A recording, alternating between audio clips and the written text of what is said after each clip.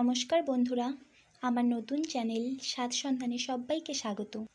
আজকে আমি বানাতে চলেছি ঘরে থাকা অল্প কিছু উপকরণ দিয়ে খুবই সুস্বাদু ও মুখরোচক একটি রেসিপি, পুঁই পাতার পকোড়া। তো এটি বানানোর জন্য প্রথমেই আমাদের লাগবে পুঁই শাকের পাতা। আমি এখানে 5 থেকে 6টি পাতা খুব ভালোভাবে ধুয়ে নিয়েছি, আপনারা চাইলে এর বেশিও নিতে পারেন। এবার এগুলিকে হাত দিয়ে রোল করে কুচি কুচি করে কেটে নেব।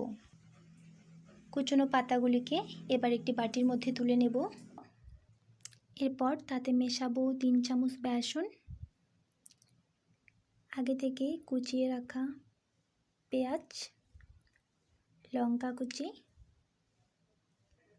হাফ চা চামচ জিরে গুঁড়ো, হাফ চা চামচ ধনে গুঁড়ো, হাফ চা চামচ কাশ্মীরি লঙ্কা গুঁড়ো আর হাফ চা চামচ আদা রসুনের পেস্ট।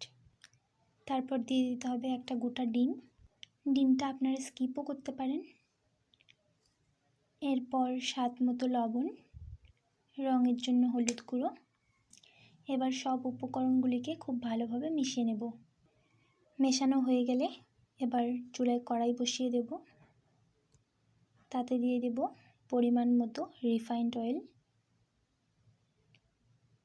তেলটি গরম হয়ে আসলে এবার আগে থেকেই মেখে রাখা মিশ্রণটি আস্তে আস্তে তেলের মধ্যে ছেড়ে দেব।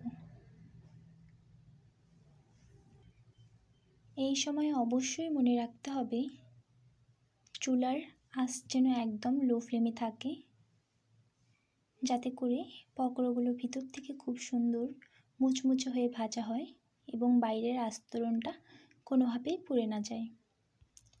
আপনারা দেখতেই পাচ্ছেন আমার পকোড়াগুলো কত সুন্দরভাবে ভাজা হচ্ছে। এবার আমি এপাশ ওপাশ করে সুন্দরভাবে উল্টিয়ে পাল্টিয়ে ভেজে নেব।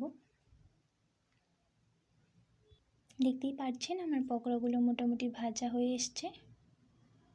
এবার আমি তুলে নেব।